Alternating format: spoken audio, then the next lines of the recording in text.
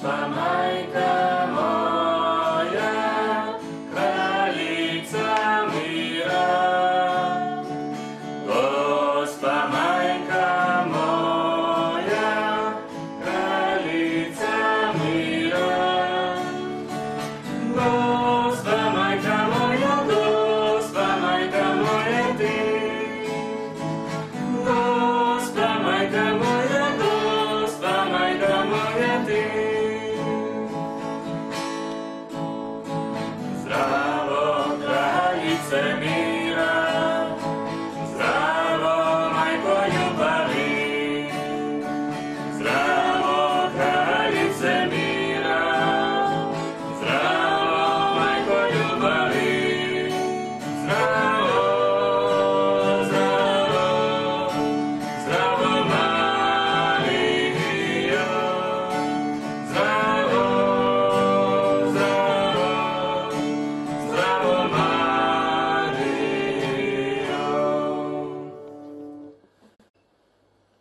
U ime Otca i Sina i Duha Svetoga. Amen.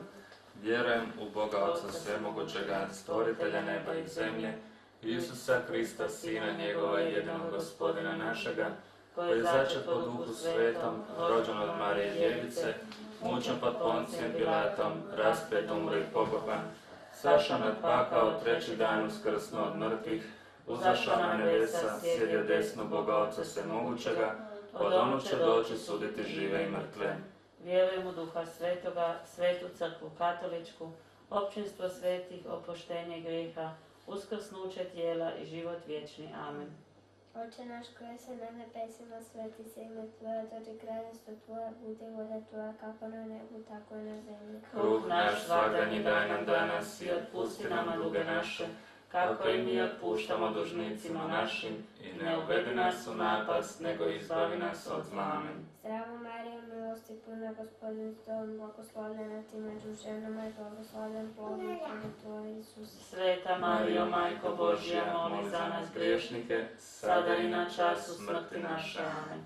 Slava Otcu i Sinu i Duhu Svetom. Kako bijaše na početku, tako i sada i vazda i u vijeke vjekova. Amen.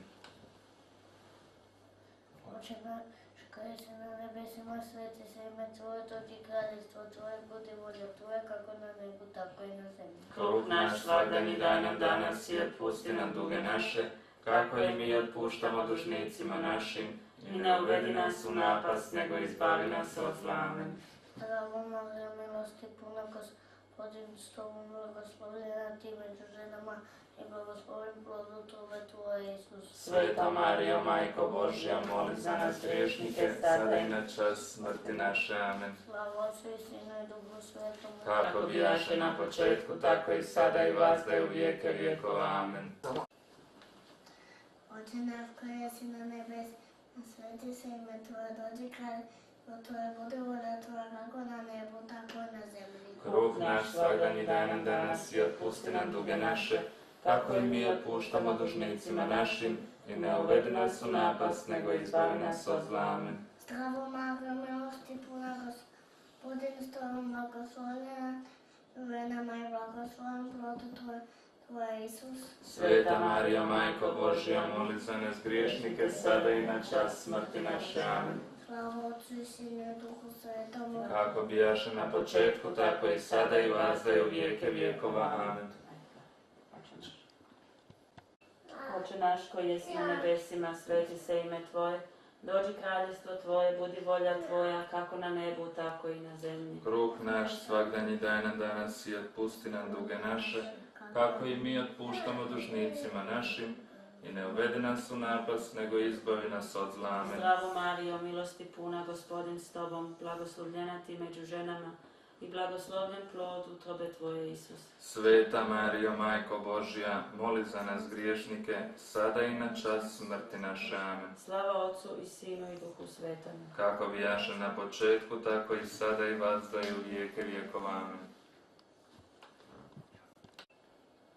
Oče naš koji si na nebesima, sveti se ime Tvoje, dođi kraljestvo Tvoje, budi volja Tvoja kako na nebu, tako i na zemlji. Kruh naš svakdanji daj nam danas i otpusti nam duge naše, kako i mi otpuštamo dužnicima našim, i ne uvedi nas u napast, nego izbavi nas od zla. Amen.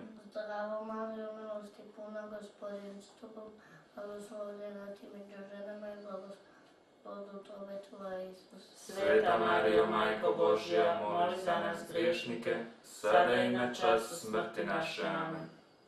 Slava Otcu i Sinu i Duhu Svetom, Kako bijaše na početku, tako i sada i vazda i u vijeke vjekova. Amen. Oče naš koji jesi na nebes, a sveti se ime Tvoje, dođe kralj Tvoje, bude volja Tvoja kako na nebu, tako i na zemlji. Kruh naš svakdanji daj nam danas i otpusti nam duge naše, kako i mi otpuštamo dužnicima našim, i ne uvedi nas u napast, nego izbavi nas od zla. Amen.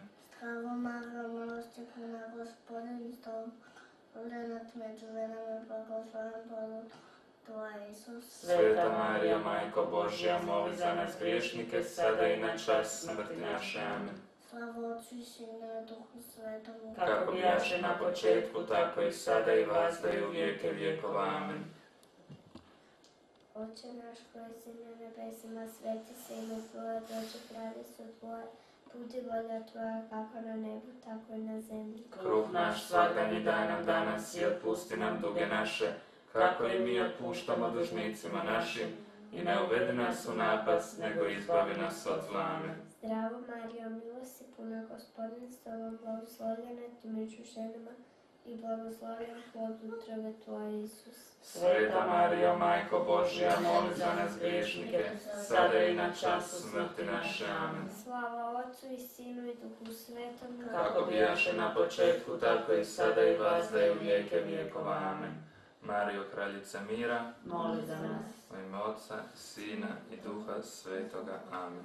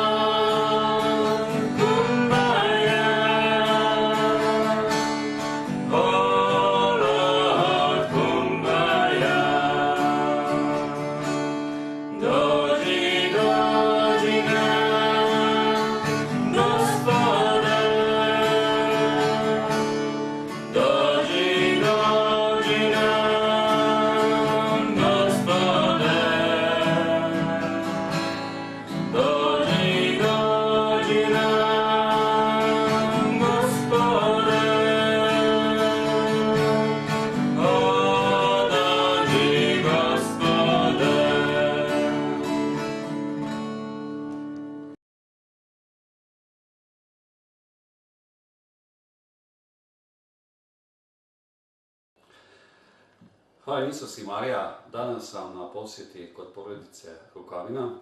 Lijep pozdrav i vama predajem riječ gospodine Robert i lijepo da ste u našoj misiji po ti putevi po Hrvatskoj i lijep pozdrav svima kojima ste sa nama na hrvatskom govornom jeziku. Hvaljeni se Marija, pozdrav svim gledateljima u Sloveniji. Molim da se naši gledalci emisije po ti i ukratko predstavite. Dakle, moje ime je Robert Rukavina, imam 33 godine, već dugi niz godina organiziram hodočašće u Međugorje i još neke akcije vezane za Međugorje. Otac sam 6 djece, evo mislim da je to dovoljno za početak. Lijepo pozdravljam gospodina Dragona, ali zašto je danas u emisiji po ti putevi po Hrvatsku? Zato što je išao peški u Međugorje, ali najprije bih vas molio riječ dvije da se našim gledalcima emisije po ti predstavite. Hvala Isus i Marija. Zovem se Drago Sever, rođen sam tu na slovensko-hrvatskoj granici. Tu sam proveo djetinjstvo, bio sam jako dugo u Njemačkoj, u Berlinu, 30 godina skoro. Bio sam odgojno kršćanskoj vjeri, tradicionalni katolik, nedjeljom na svetu misu. Kad su počela međugorska kazanje, moja prva misao je bila pa baš Gospa, pa baš nama Hrvatima, pa baš Hercegovcima. Bio sam negativno imao sam negativno stajalište prema Međugorju, dok me nije slučajno jedan susjed 10 godina nakon početka ukazanja, ili zapravo 7 godina nakon početka ukazanja, poveo u Međugorje. Kad sam došao tamo,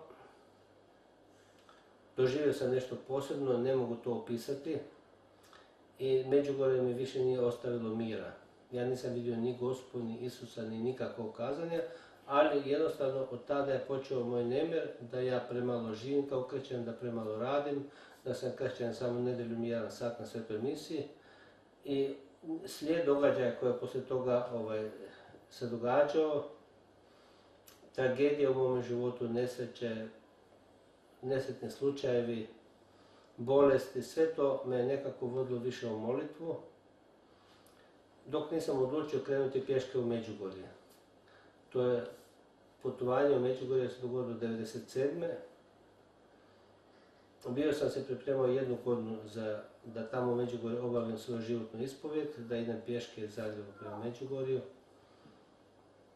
I to se dogodilo. Od onda se zapravo promijenio moj cijeli život. To su mi bili najteži dani moga života. Ja nikad nisam išao više pješke nego recimo možda 100, 200, 300 metara, pogotovo ne u Njemačku, gradu Berlinu. Onda je trebalo prepješači preko 400 km u nepoznatu, to su bili još 1997. razrušeni krajevi, nekada zaposleni, opustošeni ratom, minirano sve. Za mene je to bio sigurno veliki izazov, ali bili su to možda najteži dani moga života, ali sigurno i najljepši.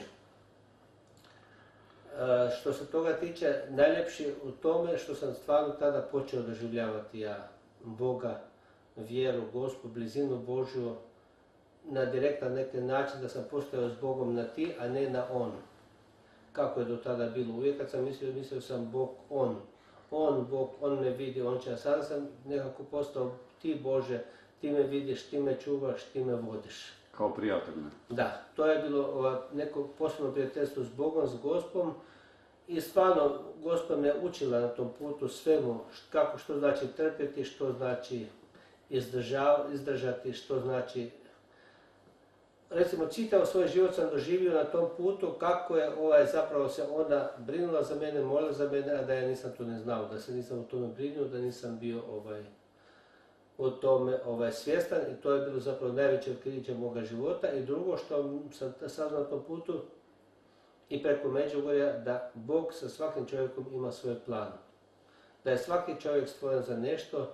To je bilo za mene nepojmljivo otkriće o kojem nikada u crkvi nisam čuo. Da je Bog mene stvorio zato jer nešto od mene želi. Ja sam mislio, ja sam jedan od, milijardu katolika koji se treba držati 10 zapovjedi Božji i 7 svetih sakramenata vršiti, i to je to. A kad sam ja saznao da Bog ima svoj plan, ja sam onda kazao, to se dobro sjećam, pa Bože, ja ne znam niti zašto sam rođen, što je moj plan u životu i sve. I to je tim putem se počelo za mene ostvarivati, a na taj put u Brezovicu kod Zagreba, gdje sam ja krenuo pješke, me vodila moja kćer, koja se zapravo tim samim, da me odvela autom do tamo, počela obraćati, gdje je počelo njezino obraćenje kao tinejdžerica. Kako dugo ste putovali? Putovao sam 12 dana otprilike. 12 dana, sami ste putovali? Ili... Putovao sam potpuno sam, da. To je bilo svaki dan zapravo put, molitva, krunica, spavanje negdje gdje sam mogao, ovako ili kod nekih, onda su čak bili izbjeglice još po putu ili tako nešto, ili nekom hotelu gdje sam stigao, tako sam spavao. Vrlo lijepo. A sad bi iskoristio još ovu priliku da mi kažete gdje sam sada ja na posjeti kod vas. Vi se nalazite sada upravo 1 km od granice Slovenije, od granice Europske unije. Mi svi koji smo ovdje rođeni poslije 50. godine prošlog stoljeća, rođeni smo u Brežicama, jer Brežica nam je 14 km odavde, a tu Kapelje, recimo Dobova, to je sve nekoliko kilometara, vi smo tu domaći ljudi bili uvijek.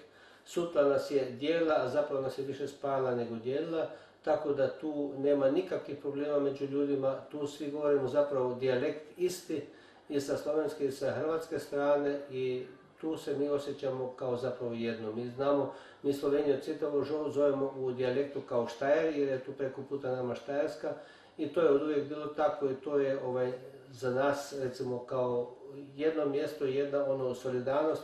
postoje ženidbe su tu, zemlja je tu koja se ide, naši ljudi idu preko, Slovenci dolaze ovamo i tu čak ni europska granica nije promijenila ništa na tome. Ja bih se vam iz srca zahvalio za ovo ispoved i vam želim u životu obilo Božjeg blagoslova i sve dobro isto i vašoj. Najljepša hvala vama i svim gledateljima, želim stvarno obilje Božje milosti i svako dobro. Kako vi gledate na obitelj, djeco, roditelje? Prije ste kazali imate 6 djece. Da. Pa, kako gledam? Gledam na nešto sveto, na nešto što je Bog od početka stvorio. Nešto što je njemu možda najvažnije od svega. Danas svijet je takav da ljudi trče za novcem, za karijerama i u tom dijelu kada počnu takve brige za novcem, za karijerom, za kućom, za autom i tako dalje, obitelj se zapostavlja. I obitelj se polako raspada, urušava, dolazi do razvoda, a upravo je obitelj nešto što bi trebalo biti vrhunac našeg života, nešto gdje bi mi trebali biti potpuno posvećeni i angažirani. I jednostavno obitelj je za mene nešto gdje se ja najbolje osjećam, nešto što uz Božju pomoć stvaram. I neko kad kaže da ima firmu, neko kad kaže da ima obrt, obitelj je upravo ta jedna firma koju treba znati. Vi ste išli i u Međugorje pješice. Jesam. Kako i zašto ste, ko vas je pokrenuo? Pa evo, kako smo čuli, bio je moj tast pješice, od njega sam prvi put uopće čuo da se neko može odlučiti na takvo jedno hodočašće, a zapravo ja sam osjetio najviše taj poriv u sebi da idem pješice u Međugorje kad sam pročitao knjigu Ivice Relkovića Zagreb-Međugorje 113 dana tamnice. Dakle, on je u toj knjizi opisao sve njegove dobrodošle na tom putu, jedan dio Hrvatske je bio okupiran u to vrijeme.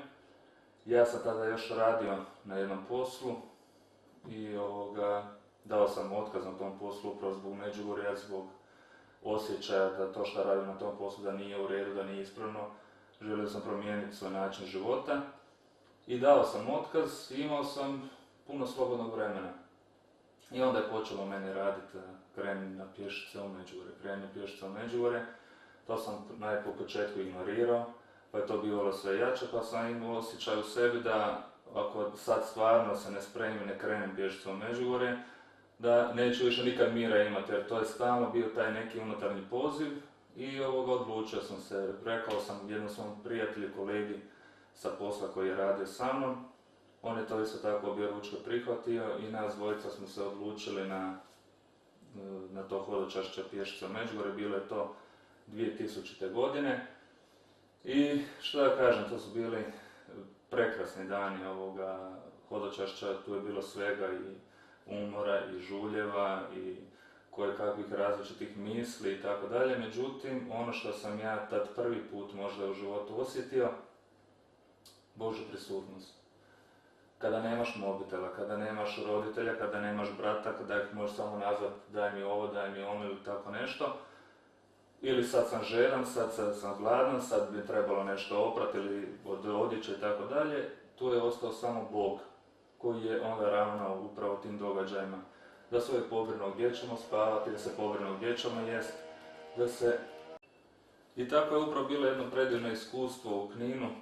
To je bio, čini mi se, 6. dan našeg putovanja.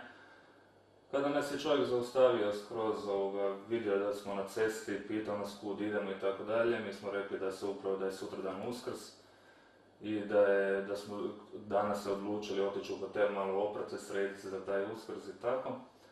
On je rekao, otkud idete? Mi je rekao, idemo iz Zagreba. A kud idete? Idemo u Međugorje. I gdje ćete sad spavat? Pa rekao, u hotelu.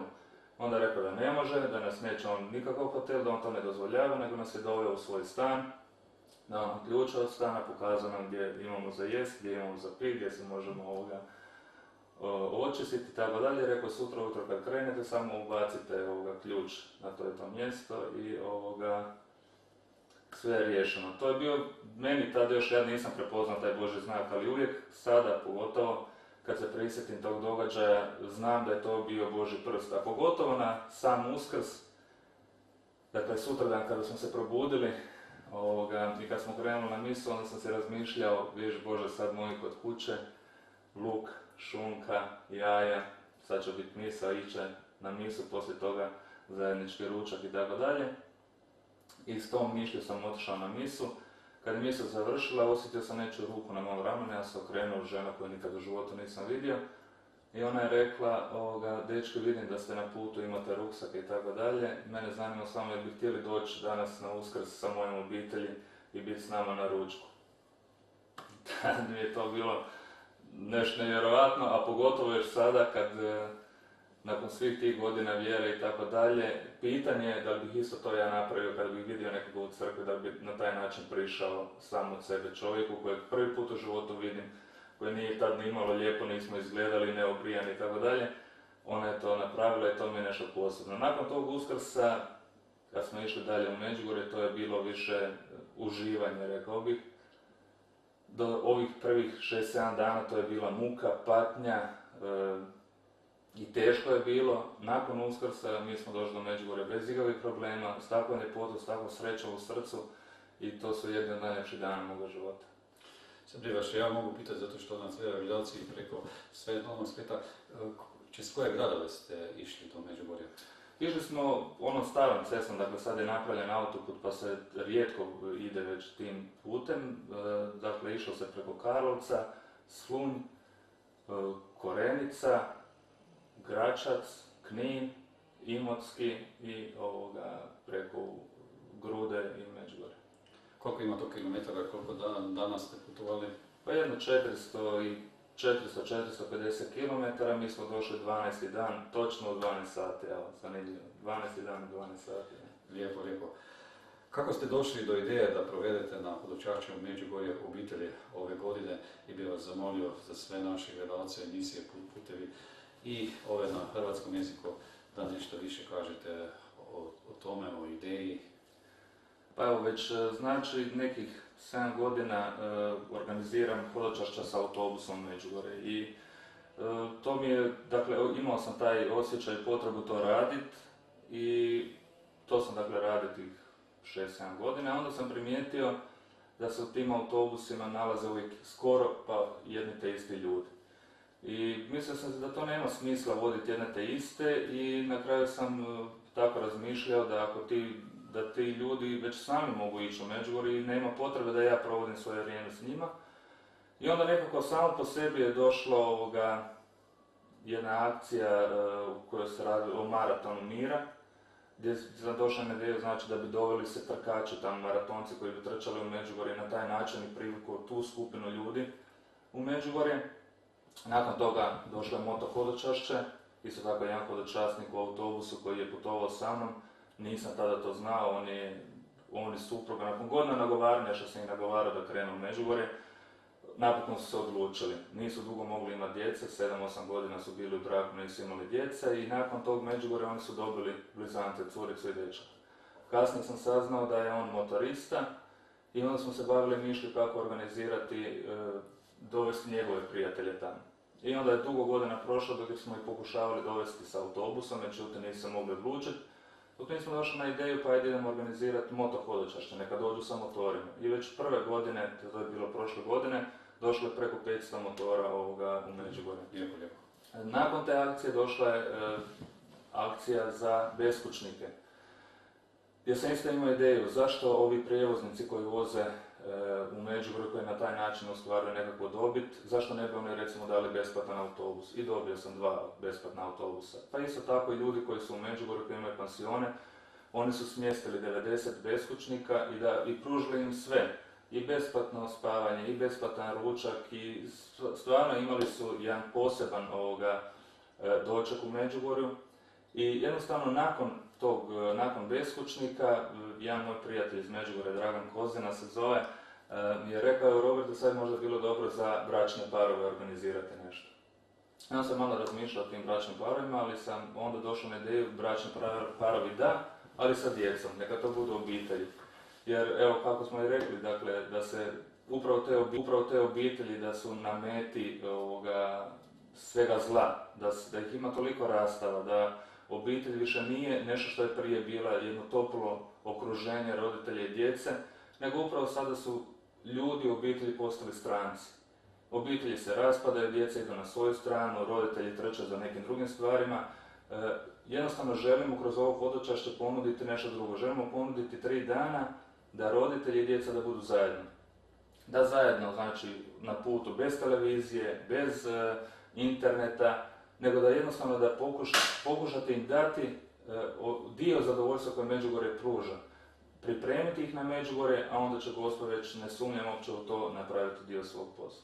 Ovo je lijep što ste kazali. Kakav je bio odziv na ovaj vaš predlog?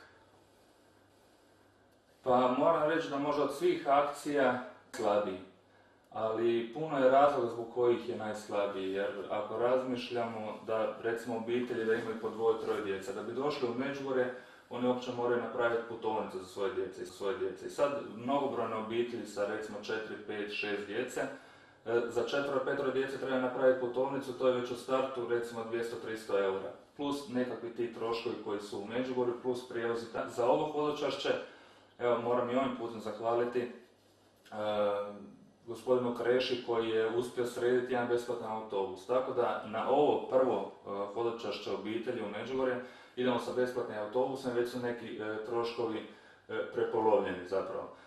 Želja mi je da ovo ne ostane samo prvo i zadnje hodočašće obitelji, nego mi je želja da to postane jedno međunarodno hodočašće obitelji gdje vjerujem da će nas i obitelji iz Slovenije. To bi bilo lijepo.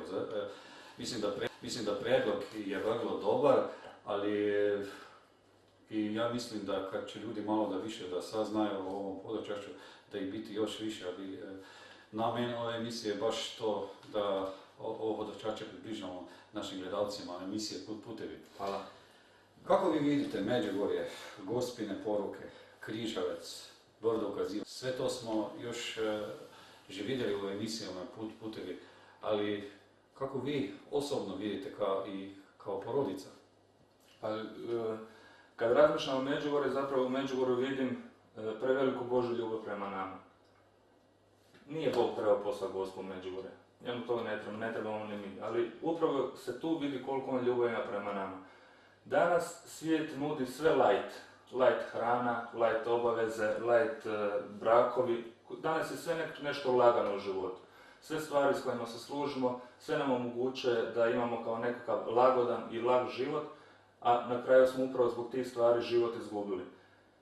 Međugorje i Gospa, kad dođemo u Međugorje prvo se susretnemo sa Križevcom, nakon toga sa Podbrom, sve nekakva brda, sve nekakva vrućina, prašina oko nas, ali se tamo osjećamo super. Zašto se osjećamo super? Zato što Gospa jednostavno od nas traži promjenu našeg života i upravo kad mi okusimo tu težinu, nešto teško što bi trebali napraviti, da li to moliti, da li to postiti, što Gospa kaže, da li to čitati evanđelje ili ići na ispovjed, kada radimo neke stvari koje su nam teške, koje možda da prije to uopće nismo radili, mi osjećamo zapravo tada slast. Napravili smo nešto što nikad nismo napravili prije i Gospa u Međugorju jednostavno, ko počne živjeti Gospine poruke, on zapravo postane svjestan prisutnosti Božje. Ko slijedi Gospine poruke, on neminovno dolazi do Boga i za njega više nije Bog neki zamišljeni Bog prije 2000 godina koji je živio ne znam gdje, nego odjedanput za njega Bog postaje stvarnost. Ja kada čitam Gospine poruke, one mi jednostavno daju snagu, one jednostavno su napravljene tako da uvijek možda jedna poruka koju sam pročitao prije 4-5 godina, za mene je tada imala jedno značenje. Danas ista ta poruka za mene ima nešto drugo. Jednostavno, svaki onaj, vjerujem, puno ljudi koji su bili u Međugorju, Gospine poruka su velika pomoć da dođe do Boga i da se osjeća sjedinjen s njim. Bog nije nešto tako daleko, kao ste kazali, Bog je živ. Ali imate i Brdo ukazivanja, Križevac, ali ove mise što su u crkvi Svetog Jakova u Međugorju, ove su nešto posebno, tako su mi baš svi kazali i možem i sam osobno da kažem. Jesu, kako da ne, pa zamislite koja je to radost vidjeti ne samo jednog svećenika za oltarom u polupraznoj crkvi gdje nema zapravo nikoga, nego može samo neka baka koja tu ima, tu živi tu svetu misu pa dolazi na misu, I kad dođete u Međugorje, jedanput vidite puno oltaraca, puno svećenika, puno mladi, puno ljudi, jasno da vas to podigne u vjeru. Mislim da puno ljudi koji dođu prvi put u Međugorje pa vide nešto tako da im predrasude spadaju. Svi mi imamo, tako sam barem ja prije dok sam živio, dok nisam bio u vjeri, uvijek zamišljao Boga kao nešto dosadno, kao nešto teško, ne krunicu koju je trebalo moliti. Međutim, evo upravo preko tih gospelnih poruka, molite dok vam molitva ne postane radost. To je ono kad se čovjek probudi, kad vidi nešto tako, kad ga nešto potakne, pa počne moliti, pa osjeti radost. Ali bez toga je to svima teško. To je istina. Kad odlazite na hodočašće u Međugorje i kakav je ovaj program u Međugorje? Ja bih gledalce emisije Poti i poveo i na slovenački katolički website EKC, gdje može se pogledati emisije sa franjevcami koji rade u Međugorju i vidjeti Međugorje i u sliki. A vas bih zamolio kada odlazite i možda da ih i povabite naše gledalce emisije Poti, možda ne ove godine pa sljedeće. Ove godine sam nekako predvidio taj odlazak 25.6. upravo na 29. godišnjicu ukazanja Gospe u Međugorju. Zašto baš taj datum? Puno mi je ljudi reklo, pa kud baš tad, pa tada je najviše ljudi u Međugorju, pa tada je najveća guža, pa tada je najteže smještaj, ali to mi je baš bila želja. Želio sam da oni, dakle na ovo hodočašće će obitelji sa puno djece. Da upravo ta mala djeca, da upravo ti roditelji, da vide tu živu crkvu, da vide ljude sa svih, da ne kažem sa svih kontinenata koji su se skupili u Međugorju, u to da ne kažem malo mjestašce. Biće teško, biće naporno, ali to je smisao hodočašća. Sljedeće godine, mislim da nećemo više ići na godišnjicu i želja mi je odrediti jedan datum u godini kad će biti samo za obitelji. I tad vjerujem da ne bi trebalo biti ni problema ni sa smještajem, ni sa tim nekim tehničkim stvarima oko organizacije i mislim da je to prava prilika da i svi gledatelji, da obitelji iz Slovenije da dođu na to hodočašće. Mene je baš potaknilo zato što kad dolazite u Međugorje ima toliko ljudi, nema redara, sve ide bez redara, niko nikome ne smeta, sve ide kao jedna vrpca koja ide i ništa se ne desi. Da, to je vjera. to je posebno. Tako nešto slično sam iskusio kad sam bio u Izraelu, u Jeruzalemu. Isto tako, ne vidi se ništa, sve je nekako normalno, sve ide svojim nekim tokom. I kažem ovo što vi kažete, da je toliko puno ljudi sa svih različitih strana svijeta, ali su svi u miru, svi su u molitvi, svi su zadovoljni, svi su u sebi, svi su sretni. Šta vam znači sveta misa, molitva, kako potica na obitelj da žive po gospelnim porukama? Šta znači sveta misa? Upravo, jučer čini mi se da sam pročitao tu poruku Gospinu, pročitao sam sigurno i prije, ali jučer je možda baš došla za ovu misu, za ovo pitanje. Gdje Gospa kaže, draga djeca, nemojte da vam misa postane tradicija, obaveza, nego vam misa bude život. Misa je za mene život, postala mi je život. Dakle, ista stvar kao kad dišem, kad udišem ovaj zrak, šta ne mogu bez njega, tako je postalo i za mene sveta misa. Za mene nema ljepše stvari nego otići ujutro na misu, svaki dan idemo na svetu misu, svi, sa svom djecom. I upravo tog jutra, na toj svetoj misi, prikazati Bogu sve planove i dužnosti ovoga dana. Zahvaliti mu za prošli dan, zahvaliti mu za novi dan, zahvaliti mu za sve lijepo i dobro što imamo u životu. Zahvaliti mu i tražiti njegovu pomoć u onim stvarima koje će možda biti teško u tom danu. Dakle, misa je postala jedan neizostavni dio u mome danu, u mome životu. Kako poticati na molitvu? Primjerom, drugačije mi djecu ne možemo nikako potaknuti i reći im da dajte vi molite, a mi nećemo. Ili zatvoriti se vi molite, a mi idemo negdje van. Ne. Mi kao obitelj imamo zajedničku molitvu, naša djeca znaju kad imamo supruga i ja našu osobnu molitvu. Mi imamo, dakle, molitva je isto tako jedan neizostavan dio našega života. I mislim da ih uopće ne treba poticati. Možda će oni od 18. godine željeti nešto drugo, ali sam siguran da im će i ovi najljepši dani svoga života koje provode sa nama ovdje u obitelji ostati za čitav život u sjećanju i da oni Boga nikad nećemo zaboraviti. To ste lijepo kazali, ali sve ovo kaže da je prije početka misije da je baš molitva tista koja jednu porodicu sakupi i sve poteškoće koje dolaze poslije može lakše da idu naprijed, ne? To sigurno, da. To sigurno i to sam se uvjerio. Svaki naš, recimo, baš konkretan primjer za sve te neke akcije koje organiziram. Ide teško i nemoguće i sad i skoro i možda će i već imam u mislima pa možda ću na kraju morati otkazati i tako dalje. Ne. Kad se počne posjeti, kad se počne moliti, Bog to sve riješi. I tako je sa svim drugim stvarima u životu. Samo molitva i post i to otvara sva vrata. Kada ste sa porodicom u Međugorju, kako porodica, djeca primaju Međugorje?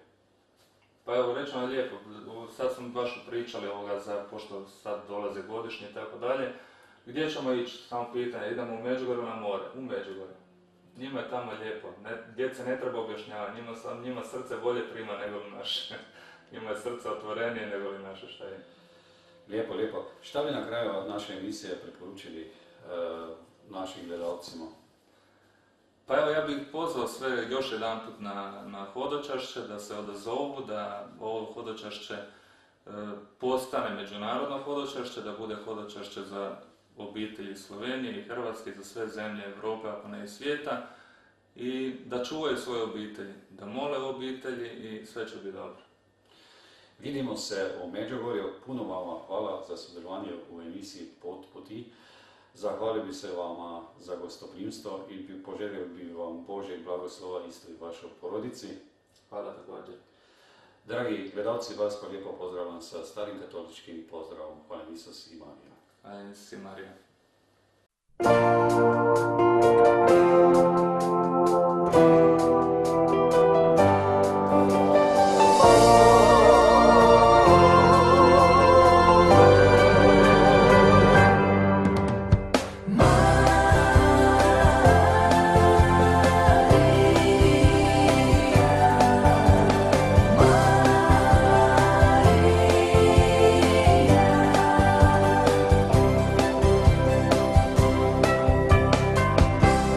Kako je lijepo nebo iznad Međugorja, kako je lijepo kad mjesec jahi zvijezda blista,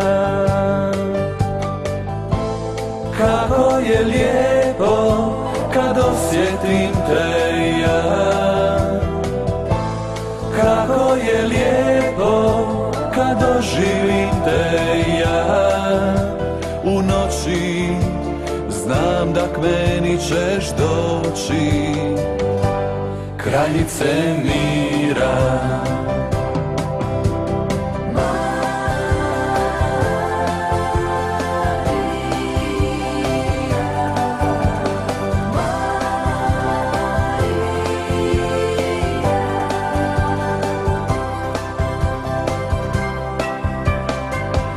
Uzimaš mi ruku i puštam da me vodiš, pokazuješ mi svijet i kažeš da ga voliš, da tvoje srce kuca za svakoga od nas, da u tvom sinu je spas, kraljice mira.